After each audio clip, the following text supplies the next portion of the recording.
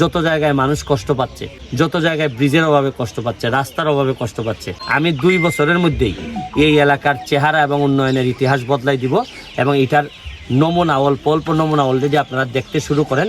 শুনেন, এরা তো আমাদের মানে স্মরণ যতদিন পর্যন্ত আছে, এই স্মরণাতীত কাল থেকেই তো এরা এই জায়গাতেই আছে এবং এরা কিন্তু সব ধরনের সুবিধা পাচ্ছে না। এখন কোনো জায়গা ভেঙে যাচ্ছে, এই কারণে এদেরকে উচ্ছেদ করে দিবেন, বরং ভাঙ্গন না ঠেকাইয়া এদেরকে উচ্ছেদ করে দিবেন, এটা তো কোনো সমাধান হইতে পারে না। আর এরা আমাদের প্রতিবেশী, এদের সাথে আমাদের বেড়ে ওঠা। সুতরাং আমি যেহেতু এমপি হয়েছি, সুতরাং এদেরকে ফুল প্রোটেকশন দেওয়া এটা আমার এখন দায়িত্বের মধ্যে পড়ে। আমি সরকারিভাবে এই ব্রিজ করার সাহস কেউ করে নাই, আমরা নিজেরাই মিলে একটা ব্রিজ বানাই ফেলছি। এখন প্রশ্ন হচ্ছে গিয়ে যে যখন ব্লিডিং হয়, রক্তক্ষরণ হয়, তখন এত ওই কাগজ ফর্ম ফিল আপ করে এগুলোর জন্য বসে থাকলে হবে না, আগে রক্ত বন্ধ করা লাগবে।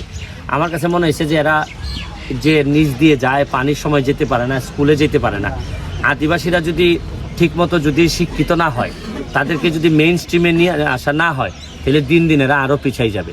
আমি যতদিন এখানে এমপি আছি চেষ্টা করব যে সর্বস্ব দিয়ে হইল তাদের সুখ শান্তি নিশ্চিত করা।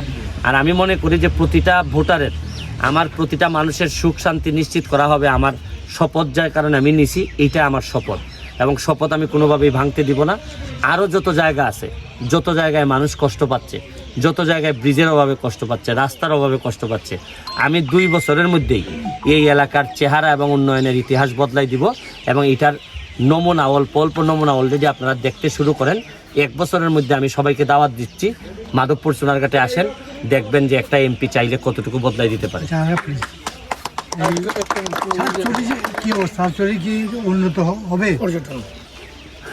উন্নত যে হবে এটার সিগন্যালই হচ্ছে কি আমাকে এমপি বানানো, নাইলে তো অন্য লোকজনকে এমপি বানাইলে হইতো। মানুষ চায় যে এটা উন্নত হোক, আর আমার কাজকর্মের মধ্যে তো পরিবর্তনেরই ইঙ্গিত, আমার কাজকর্মের মধ্যে তো উন্নয়নের ইঙ্গিত।